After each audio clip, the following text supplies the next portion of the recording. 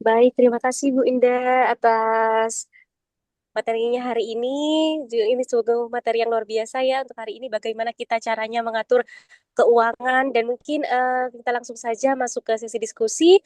Dipersilakan kepada audiens yang ingin bertanya bisa menggunakan fitur raise hand atau melalui kolom komentar. Ini mungkin Bu Indah sambil Mm-mm. menunggu ada pertanyaan. Oh, sambil menunggu ada pertanyaan, mungkin saya mau tanya-tanya sedikit nih. Tadi sebenarnya ada topik yang menarik mengenai bagaimana kita untuk benar-benar memprioritaskan mana yang benar-benar kita butuhkan seperti itu. Kadang kan kita ketika baru terima gaji nih sudah pasti kayak pengen beli makanan enak dulu lah karena nanti di akhir bulan biasanya nggak ada gitu. Nah itu bagaimana ya kira-kira kalau dari pandangannya Bu Indah sendiri? Oke, jadi bagaimana membedakan antara kebutuhan dan keinginan gitu ya? Karena kayaknya semuanya jadi butuh gitu kan? Yang sebenarnya keinginan. Nah, kalau saya sendiri, saya akan mencoba kalau butuh itu kita pikir, kalau kita tidak membeli ini, kira-kira apa yang akan terjadi? Oh, ada kualitas hidup yang menurun. Oh, kita jadi sakit di masa depan. Oh, kita nggak bisa bekerja. Kita nggak produktif. Itu artinya kita butuh. Misal, laptop. Mau ganti laptop gitu kan. Laptop ini kan posisinya antara kayak pingin dan butuh gitu ya. Anda bekerja, hmm, kita bekerja menggunakan alat itu. Kemudian kalau kita nggak memiliki laptop dengan spesifikasi tertentu, kita akan seperti apa kerjanya? Oh, kita jadi nggak produktif. Kalau nggak produktif, kita jadi nggak bisa memperoleh income. Jadi berarti itu masuk kategori penting. Tapi lihat dulu laptop yang seperti apa yang Anda butuhkan. Jangan Anda hanya, misalnya saya ya, hanya ngajar gitu kan. Saya nggak butuh laptop dengan spesifikasi tinggi-tinggi amat yang sampai 2 layar, bisa A, B, C, gaming, dan lain-lain. Berarti saya butuhnya apa? Oh, saya ternyata cuman butuh, PPT, bisa browsing, bisa Word untuk nulis, terus kemudian install beberapa aplikasi yang mendukung proses penelitian. Berarti ya udah cari yang spek laptop dengan, eee, kebutuhan tadi gitu ya. Jadi, jadi satu laptop aja itu bisa menjadi kebutuhan dan juga keinginan. Pertama, butuh karena memang kita kerjanya menggunakan itu. Artinya kalau misalnya kita di kebun, kita tuh butuh cangkul gitu ya. Kalau kita bekerja, butuh laptop. Berarti laptop itu adalah alat yang kita gunakan untuk menghasilkan. Kemudian, kalau misalnya kita ternyata speknya berlebih, berarti spek yang berlebih itu adalah keinginan kita sebenarnya.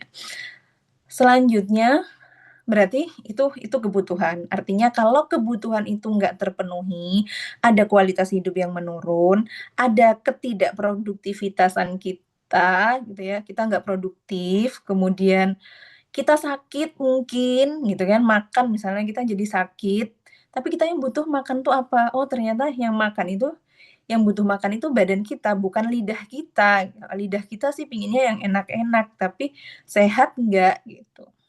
Itu kebutuhan. Kalau keinginan, gimana kita ngukurnya?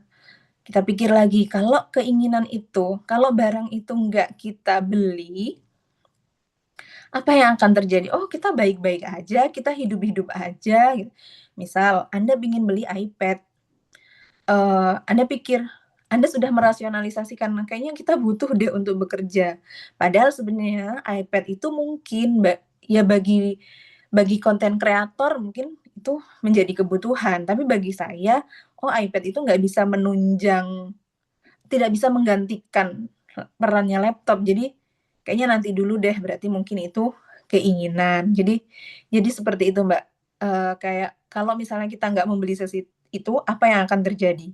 Kalau kita yang terjadi hanya sakit hati, hanya sedih, itu berarti keinginan. Tapi kalau yang terjadi kita itu jadi nggak survive, nggak produktif, nggak meningkat kualitas hidupnya, berarti itu kebutuhan, mungkin gitu jawabannya. Ya, baik, terima kasih Bu Indah atas jawabannya. Kemudian ini sudah ada beberapa yang angkat tangan. Mungkin dipersilahkan kepada Rizky Surya terlebih dahulu. Baik, terima kasih atas waktunya moderator. Assalamualaikum warahmatullahi wabarakatuh. Waalaikumsalam warahmatullahi wabarakatuh. Ya, saya Rizky Surya Wijaya saya mahasiswa Magister Biologi. Jadi materi yang disampaikan oleh Bu Indah tadi sudah eh, memberi tambahan wawasan bagi kami. Saya ada istilah Jawa yang mungkin prinsip yang saya terapkan kalau banyak ya jangan ngendok emprit, kalau ayam jangan ngendok emprit dan lain sebagainya, kalau emprit ya jangan ngendok banyak gitu loh.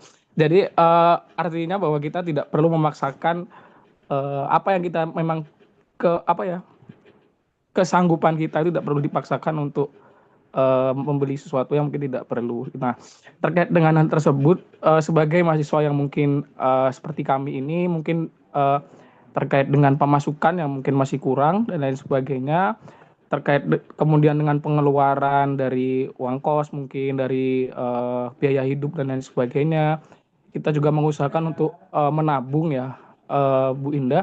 Nah, Hmm. sebagai seorang Muslim, mungkin Bu Indah bisa menyarankan kepada kami apa mungkin investasi yang mungkin bisa kami gunakan untuk menghindari riba tadi, karena tadi saya sampaikan bahwa bagi seorang Muslim mungkin riba ini mungkin menjadi sesuatu momok yang mungkin tidak bisa dihindari, tapi semaksimalnya untuk dihindari di masa sekarang ini. Mungkin Bu Indah sendiri tadi sudah menyampaikan bahwa emas juga tidak terlalu signifikan untuk investasi, tapi mungkin nilainya akan tetap tidak terpengaruh terkait dengan inflasi. Jadi terima kasih, mungkin Bu Indah bisa menyampaikan. Itu saja pertanyaan dari saya. Wassalamualaikum warahmatullahi wabarakatuh. Waalaikumsalam warahmatullahi wabarakatuh. Oke, terima kasih banyak. Ini saya jawab langsung ya Mbak ya, Mbak Rosida. Mas Rizky tadi menanyakan pakai bahasa Jawa gitu ya, kita tidak perlu memaksakan sesuatu yang kita nggak mampu gitu. Nah, iya saya sepakat.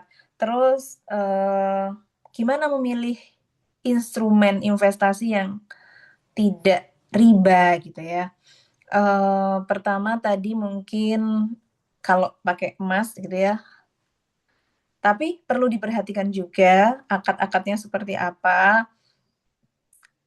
Terus kalau instrumen investasi yang nggak riba itu seperti apa?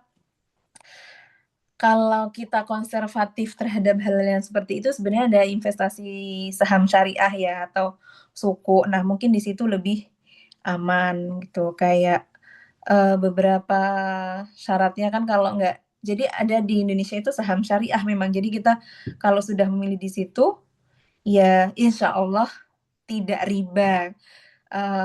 Terus kalau misalnya ada yang bilang, "Tapi dalam praktiknya tuh Bu masih seperti ini seperti ini seperti ini." Kalau saya mempercayakan kepada DSN MUI gitu ya, eee, mereka sudah dibahas gitu ya, ada orang yang kompeten yang membahas itu, kemudian anggaplah kita-kita ini mungkin awam terhadap, sistem syariah dan lain-lain, ya sudah kita percayakan yang memang sudah ada Dewan Syariah Nasionalnya. Jadi kita pilih aja yang seperti itu. Kemudian yang membuat, sesuatu menjadi haram gitu ya, investasi itu kan karena gambling-nya ya. Berarti kalau kita tidak memiliki kemampuan, bukan nggak kemampuan, kita tidak memiliki ilmu dan kemampuan untuk menganalisis suatu barang yang kita beli, instrumen yang kita beli, maka itu jadinya jadi tidak baik, tidak halal gitu ya dalam Islam. Jadi pastikan ketika Anda mau memilih sesuatu instrumen investasi atau membeli saham milik A, milik B, milik C, pastikan Anda paham analisis fundamentalnya ini seperti apa kira-kira. Apakah ini, jangan tergoda oleh saham-saham gorengan dan lain-lain. Jadi saya tetap menyarankan pertama kuasai ilmunya, karena kalau kita sudah menguasai ilmunya, kita kan berarti tahu, potensi kenaikan, apa namanya, aset itu seperti apa. Jadi, baca nih prospektusnya seperti apa, dia laba nggak, kemudian eh, pertumbuhan perusahaannya seperti apa. Itu mungkin satu. Kedua, yang lebih aman ya masuk ke pasar modal syariah gitu ya, yang dipastikan bahwa saham-saham yang dijual di pasar tersebut sudah di-screening oleh OJK sesuai dengan standar syariah tadi. Mungkin nggak lagi dalam bisnisnya dia tidak memperjualbelikan sesuatu yang haram, tidak apa namanya, memperjualbelikan sesuatu yang memabukkan. Jadi seperti itu. Jadi mungkin dua itu yang saya sarankan ya. Pertama, Anda pahami eh, instrumennya, pahami perusahaannya, kemudian baca prospektusnya, jangan memilih investasi karena FOMO, karena ngelihat orang lain laba, karena sekarang itu pasar banyak udah nggak fair lagi gitu. Kedua ya tadi, pilihlah instrumen-instrumen yang sudah masuk ke pasar modal syariah. Mungkin gitu, Mas Rizky. Terima kasih Bu Indah sangat menjawab. Jadi saya mungkin baru dengar yang di pasar modal syariah tadi yang disampaikan Bu Indah, nanti akan saya tindak lanjuti hal tersebut. Terima kasih Bu Indah atas jawabannya. Terima kasih kembali. Oke, ada lagi. Oh, ini Mbak Waki, selanjutnya siapa yang bertanya ini? ini ada pertanyaan di kolom chat sepertinya Pak. Saya izin bacakan langsung ya. Kapan waktu yang tepat untuk memiliki asuransi dan jenis apa yang paling direkomendasikan kalau masih muda gitu ya? Kalau saat ini Mbak Asri ini, Mbak Asri dan Yunita gitu ya, 2 orang. Kapan kita itu memilih asuransi? Kalau asuransi yang sakit mungkin Anda sudah diberikan asuransi oleh orang tuanya ya melalui BPJS atau apa. Kalau itu saya rasa cukup. Kemudian jadi udah cukup lah ya. Kalau misalnya yang asuransi tadi, asuransi pendidikan, pendidikan untuk anak ya ketika Anda sudah memiliki anak gitu ya. Kita sudah memprediksi kira-kira 6 tahun dia masuk SD butuh dana berapa, sekolah apa yang kita inginkan.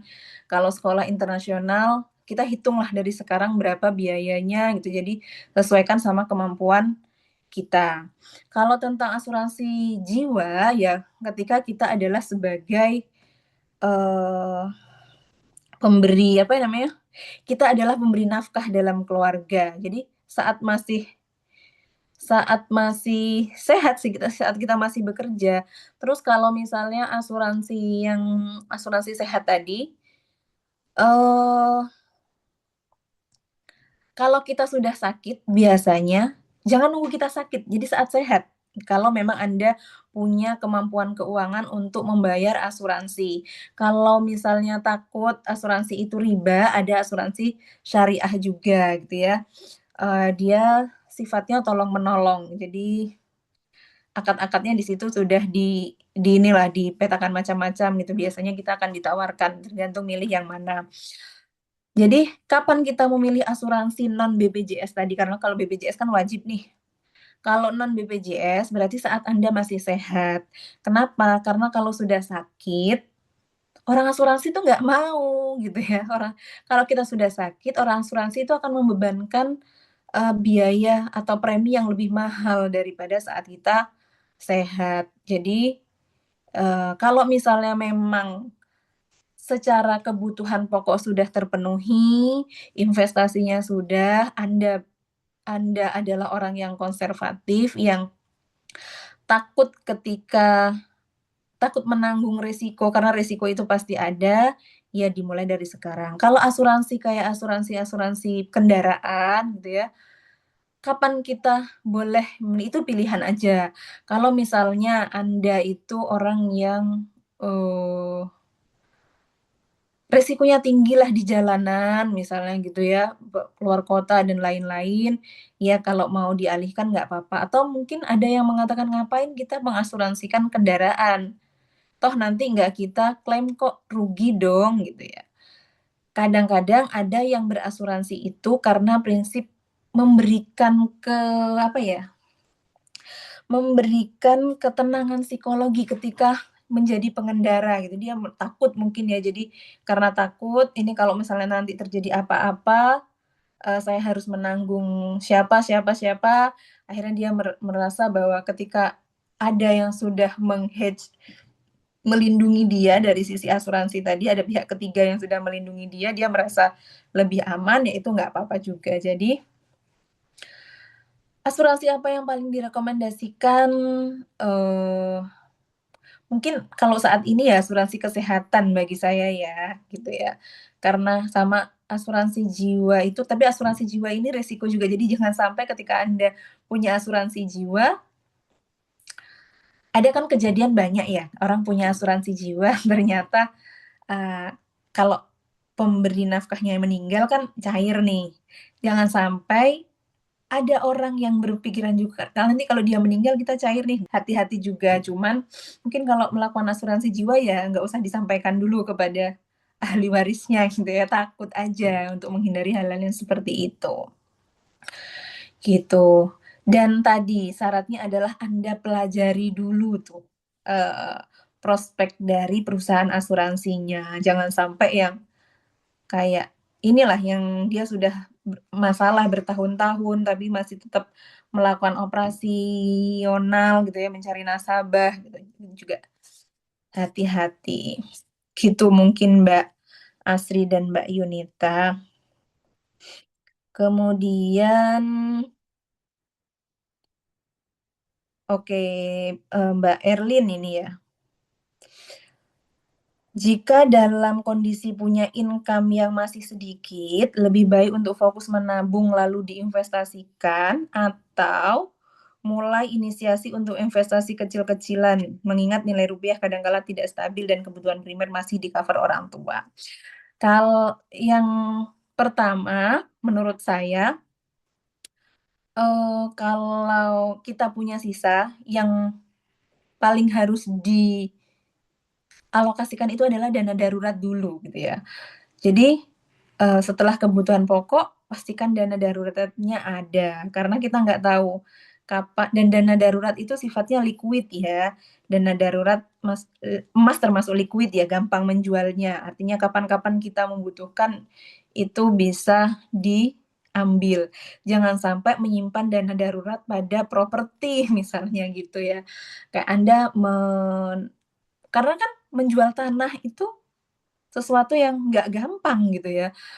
Jadi, dana darurat itu dialokasikan kepada instrumen yang liquid, baik itu uang cash ataupun emas gitu kan. Emas kan kayak kita misalnya mau menjual hari ini juga kita dapat uang gitu ya.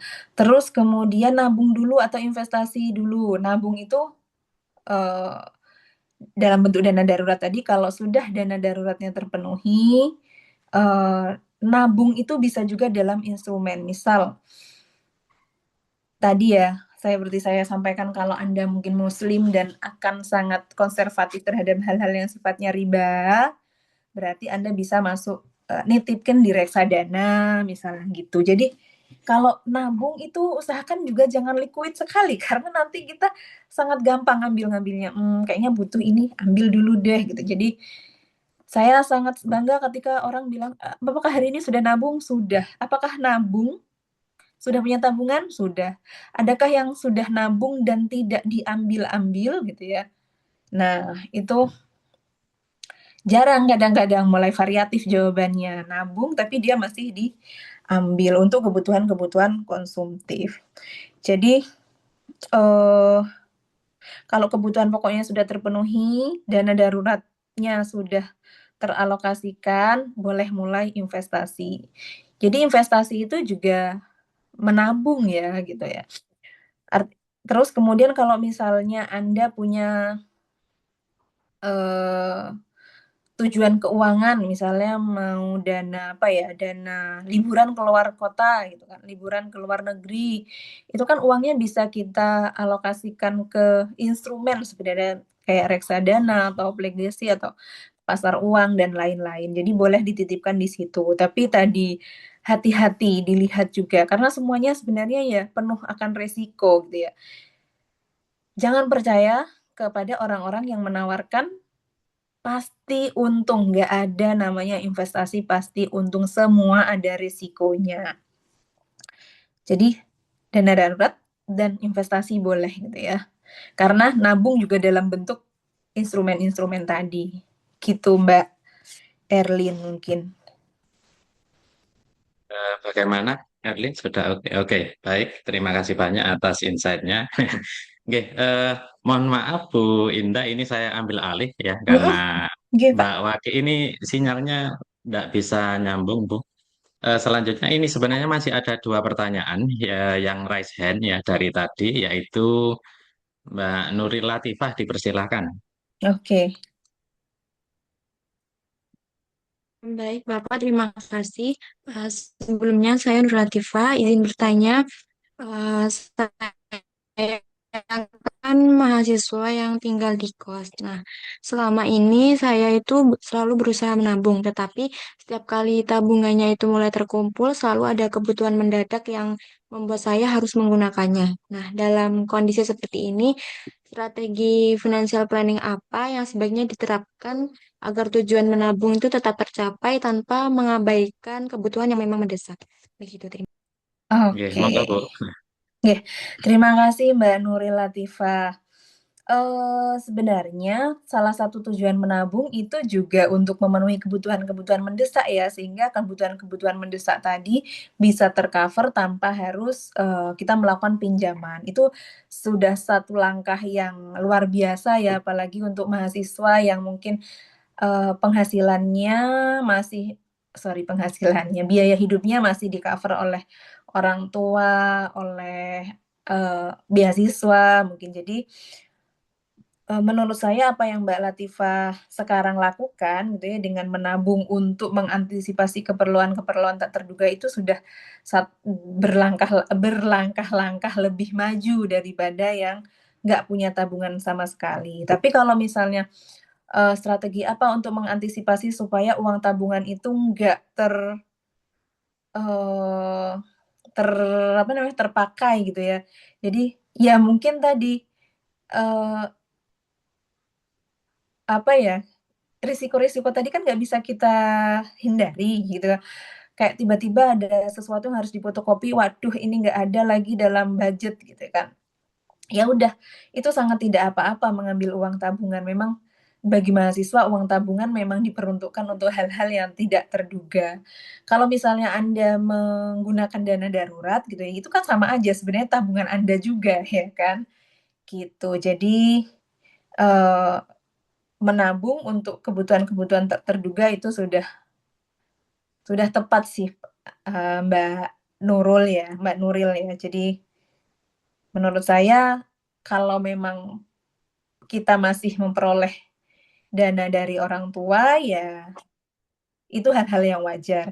Kecuali mungkin Mbak Nuril, eee, ma berusaha untuk mencari pekerjaan sampingan, misalnya gitu, jadi asisten dosen, asisten peneliti, atau apapun, itu bisa dialokasikan untuk dana darurat, untuk keperluan-keperluan tak terduga. Jadi mau nggak mau memang harus menambah side hustle tadi gitu ya. Jadi apapun lah pekerjaan-pekerjaan yang mungkin bisa dilakukan sebagai mahasiswa, begitu. Gitu mungkin Mbak Nuril. Oke, baik. Apakah sudah terjawab, Mbak Nuril? Sudah nggih? Sudah, terima kasih atas Eh, jawabannya. baik. Eh, Selanjutnya tadi saya melihat Adelia raise hand. Apakah masih mau mengajukan pertanyaan, Mbak Adelia? Jika iya, dipersilahkan.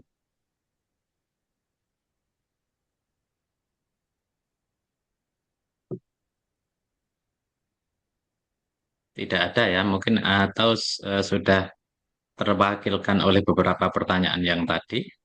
Dipersilahkan para audien. Saya kira masih ada beberapa menit waktu, mungkin ya 10 menit lagi ya. Saya kira bisa untuk diskusi ini. Mumpung lagi hangat-hangatnya diskusinya ini ya. Ini Mhm. bisa istilahnya memberikan bekal kepada mahasiswa karena walaupun di sini kita backgroundnya kan biologi, tapi kan bukan berarti kita tidak istilahnya itu tidak aware terkait Benar. keuangan. Padahal keuangan itu kan tiap hari kita pegang, tiap hari kita gunakan, apalagi dengan kondisi yang serba digital fintech kan sekarang itu finance technology itu sudah sangat luar biasa seperti itu, Bu. Nggih, one tap hand Oke. tuh udah Nah, berdampak ya itu. luas banget gitu ya, Pak, ya, Kak, sekarang. Iya, saya setuju sih kalau misalnya tentang keuangan, tentang investasi itu nggak hanya dipelajari oleh orang-orang ekonomi aja, tapi semua orang gitu. Karena kita semua perlu, ya kayak kita sehat tadi lah, Pak. Kita sehat, kita hidup, kita perlu sehat keuangan juga, seperti kita sehat jasmani dan rohani gitu. Setuju, Oke, oke. sepakat. Oke. Nah, yang tadi menarik juga bahwa ternyata memang itu fakta yang ada memang di negara kita ini masalah utamanya sebenarnya yang mungkin pertama sekali itu terkait earning power tadi itu, Bu. Earning power Mm-mm. agar apa namanya eh, tidak tidak lebih besar pasak daripada tiang itu, Bu. Nah, itu kan Betul. kita kan repot juga ketika tidak ada lebih kan bagaimana kita mau bisa apa istilahnya ke investasi yang semestinya menggunakan uang dingin tersebut kan repot juga. Artinya mungkin di sanalah ya. Dan saya kira mungkin mahasiswa perlu mencoba yang namanya side income itu tadi nggih Bu Indah biar bisa menambah Nggih. earning power-nya itu gitu loh. Mhm, nggak ada Sehingga pilihan memang lain sih, Pak, nggak ada pilihan lain. nggih, Misalnya nggih, kayak kita gajinya UMR gitu ya, terus terus ternyata kita punya kebutuhan yang banyak, udah dimepet-mepetin gitu, itu tuh tetep nggih, masih nggih. kurang gitu ya, mau nggak Bocor mau nggih. memang kita harus nyari tambahan gitu ya. Begitu memang. Nggih, baik, ada pertanyaan lagi dipersilahkan. Mumpung kita masih ada waktu, paling tidak 5 menit kalau ada pertanyaan. Satu pertanyaan lagi mungkin dipersilahkan para mahasiswa.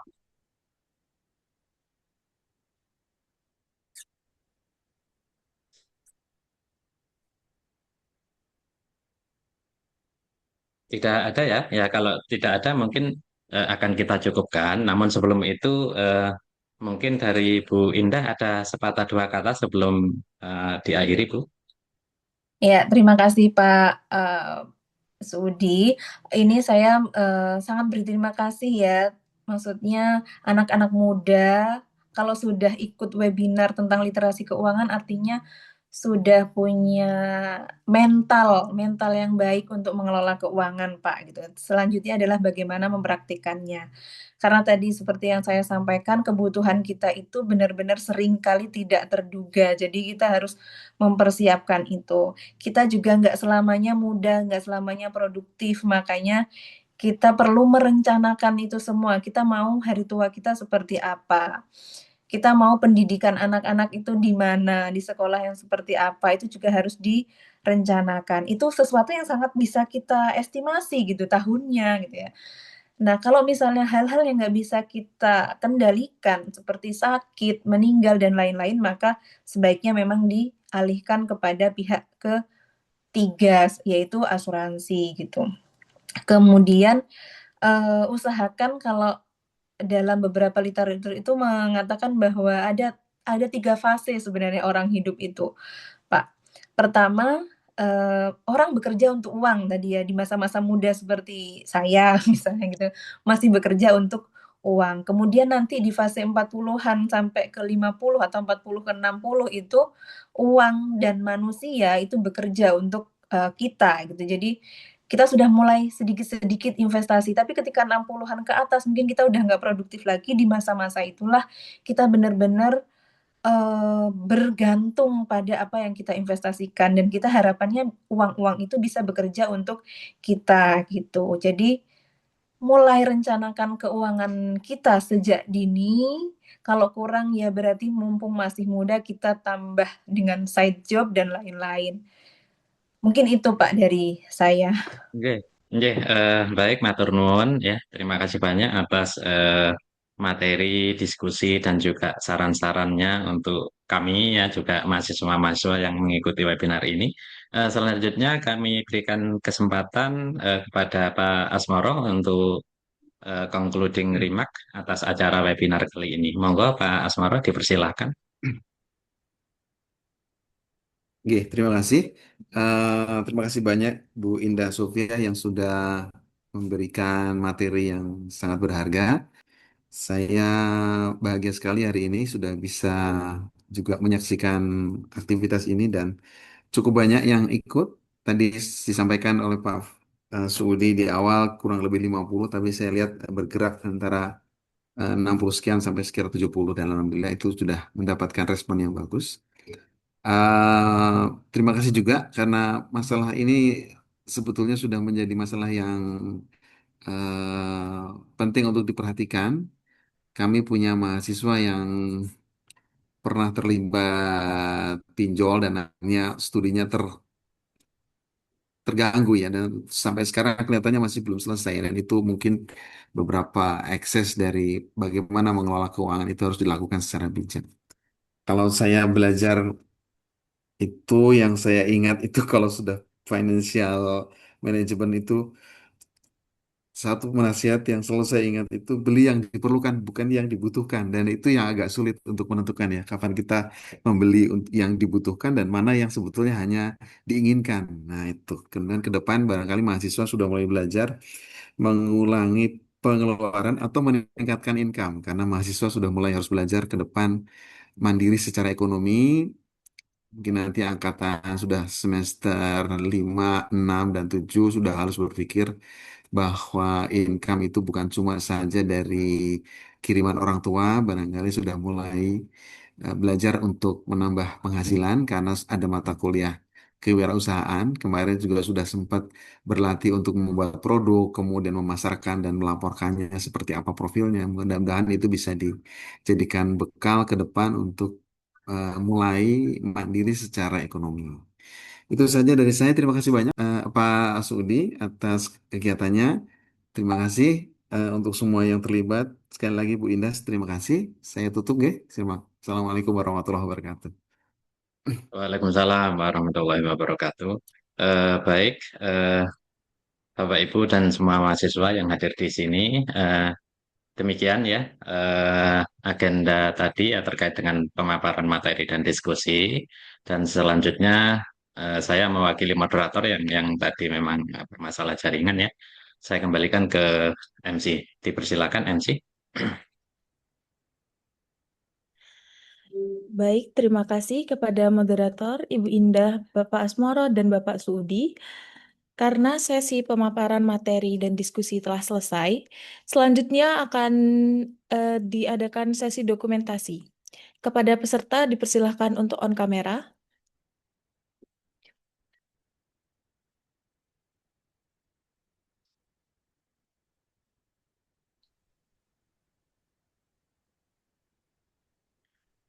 Baik, sesi dokumentasi akan saya pimpin untuk slide pertama. 1, 2, 3.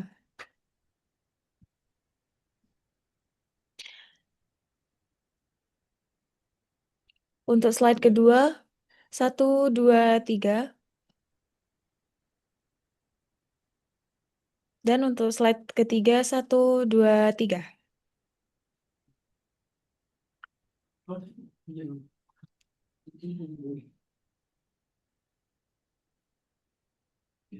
Share sekali lagi. Hadirin yang berbahagia, saat ini kita sudah mencapai penghujung acara. Namun sebelum itu, marilah kita membaca hamdalah bersama-sama sebagai ungkapan rasa syukur karena acara webinar Literasi Keuangan 2026 ini berjalan dengan lancar. Alhamdulillahirabbil alamin. Demikian rangkaian kegiatan webinar Literasi Keuangan 2026.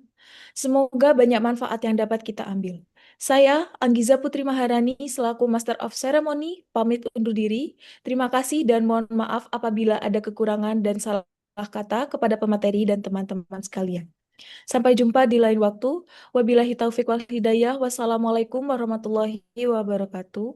Salam santi santi om namo buddhaya dan salam kebajikan. Waalaikumsalam warahmatullahi wabarakatuh. Salam. Oke.